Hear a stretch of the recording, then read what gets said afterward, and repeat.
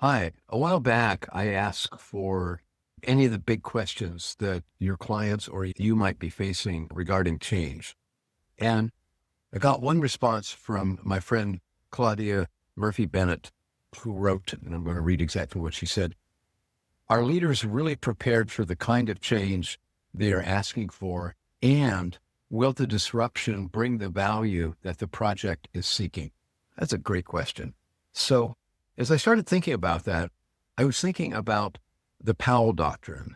This is a set of things that General and also Secretary of State Colin Powell had come up with about, are we going to engage in a war? So I'm not using this in war terms, but he says some really important things. And so in the text that goes along with this, I actually go through one version of the Powell Doctrine. Apparently, there's not an official version because when he would be interviewed or give speeches or write something, the wording would change. I mean, that's life. But the basic things are there. And so what I did is I translated that to what goes on in organizations. And I came up with a list of 8 things as well. I'm not going to cover all of those right here in the video, but I'm going to cover 2 or 3 of them.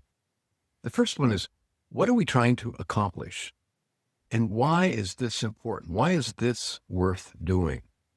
I don't believe that we go deep enough when we start a lot of changes in organizations. I mean, when I have gone into organizations and they want me to look around after things have started, I ask people, so what's this all about?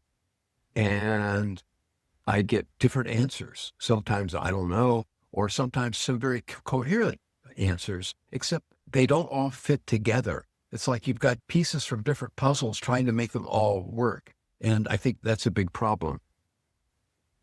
There's an approach that I think is an awfully good one, and it's called the 5 whys. It's something that the Toyota production system came up with, and that if you're going to do something, so you ask why. Why is that important? And once you've answered that, you go, well, why? Why is that important? And you keep going down. 5 is going to take you pretty far, but it's amazing the kind of stuff that comes out if you're willing to sit there and do it. It doesn't mean it necessarily takes a long time, but it sometimes takes some real courage. And if you can't get to 5 whys, why this is important, I think it's worth saying, just how important is this?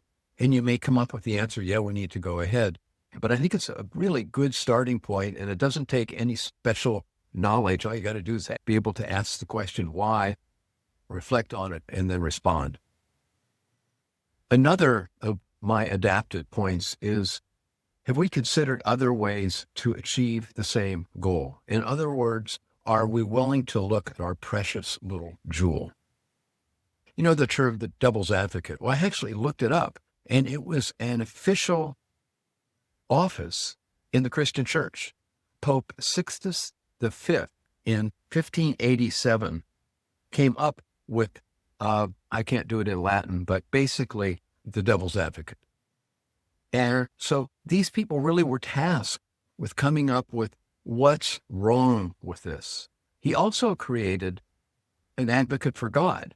So you had these strong forces working there, and they took them seriously. I would love to see more of that in organizations. And some organizations do that kind of thing really well, and they invite the naysayers. They invite the devil's advocate's position. And I think it's hard to hear sometimes, but it's critically important. The last one I want to talk about right now is my number 8, and is how will we know when we're done? Now, Colin Powell talked about that in terms of how do we get out of this situation, that if we're going to wage war and we're going to give all those commitments and we're going to do those things, how will we get out when it's over? How will we know it's over and do that?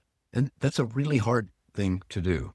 I've seen in organizations, I've seen some changes, they just keep going on and on. And next week, I'm going to talk about a really famous fictional court case that comes from the Dickens novel Bleak House, and it's about a feuding family. It's called Jarndyce versus Jarndyce. And my hope is that you're not facing anything quite like what Dickens was writing about. But nevertheless, I think it's a good safeguard so we don't just keep working and working and working on these endless projects. At any rate, I hope you'll take a look at the text. If you want to, certainly make copies of it.